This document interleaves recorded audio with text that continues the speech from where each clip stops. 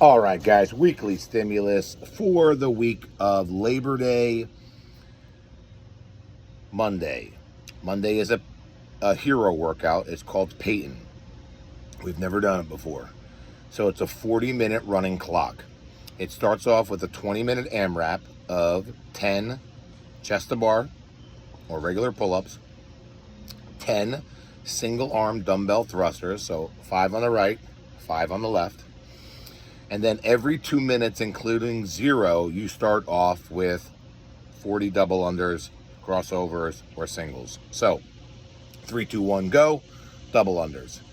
Chip away at your couplet of 10 pull-ups and 10 thrusters.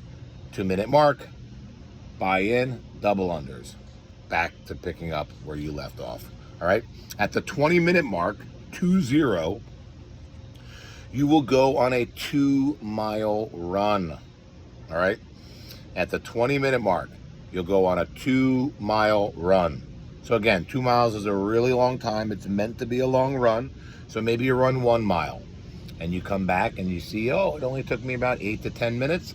I'll run 800 meters. Okay. And so instead of running the full 2-mile distance, you'll go ahead and run 1.5 miles. Again, this is something that we want to go ahead and make sure that you're being smart with and doing runs that you can handle. Maybe even running back and forth every 400 meters for a little break in between might be a good version for you as well. All right. Tuesday, week 5, push press, 5x4. So what you're going to go ahead and do here is dip and drive. Press overhead, 5 sets, 4 reps. You go ahead and do your pull-ups in between. Again, let's say you came on Monday and did a bunch of pull-ups. Then on Tuesday, do some dumbbell row. Do some, inverted row. Do some negatives. Do whatever you want to do, all right, to make sure you're getting some pulling in, all right?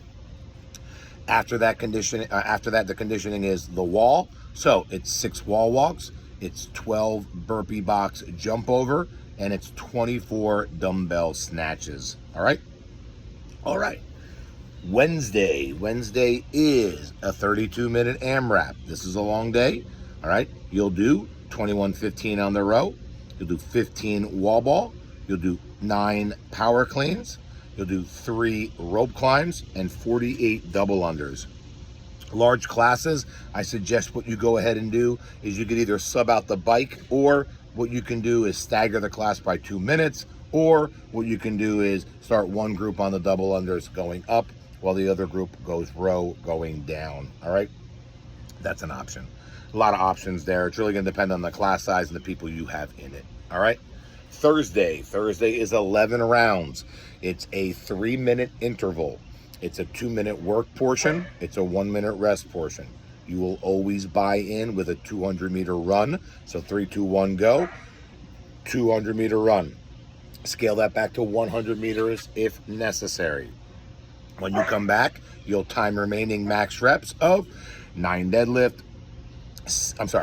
total bar, 6 deadlift, and then 15-10 on push-ups. Okay? You will pick up where you left off, and your goal is to do as many rounds as possible.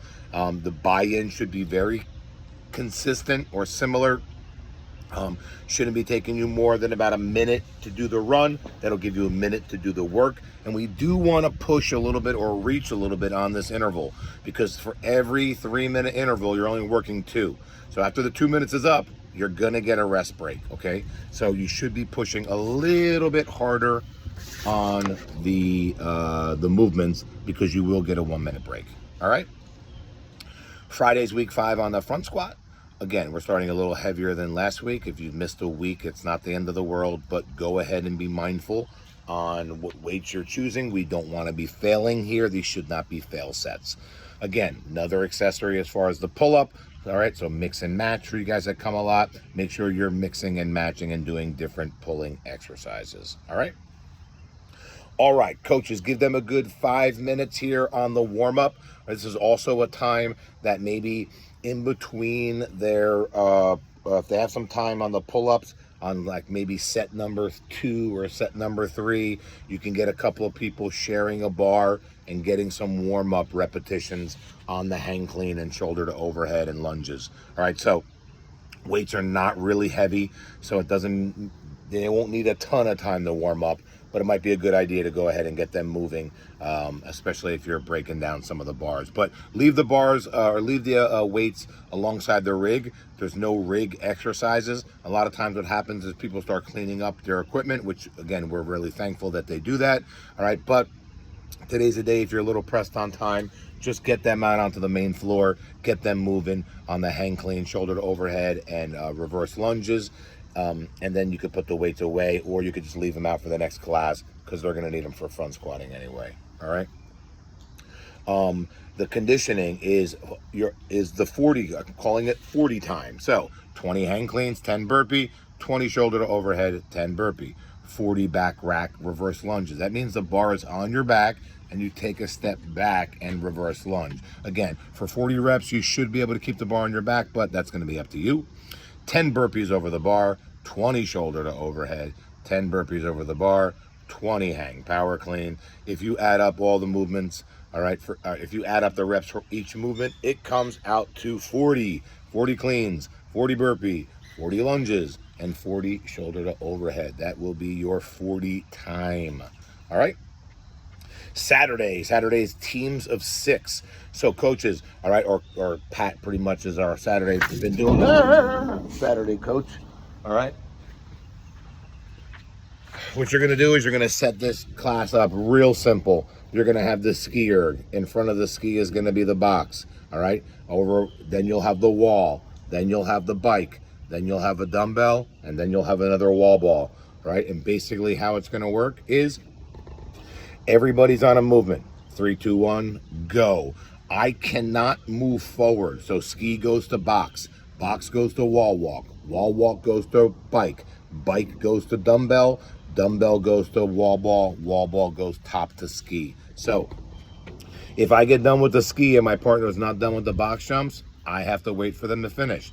As soon as they finish, I can go. So you have to wait for the person in front of you. All right. So actually, let's call this workout waiting on you. Waiting on you. All right. So you can go as fast as you want, but again, if you get a little bit of a break because you're waiting for the person in front of you, then you have to wait. Actually, there's a Tom Petty song called The Waiting. Maybe that's what we'll call it. All right. Okay. Once your entire team is done with a round, you'll break 1 minute and you'll do it again. Coaches can have this. You can make some fun with this. You can do it for whoever does the fastest round. You can do it for whatever team finishes 3 rounds. Again, have some fun with this workout. Sunday is a partner workout. It has run, plate carry, wall walk, and double under.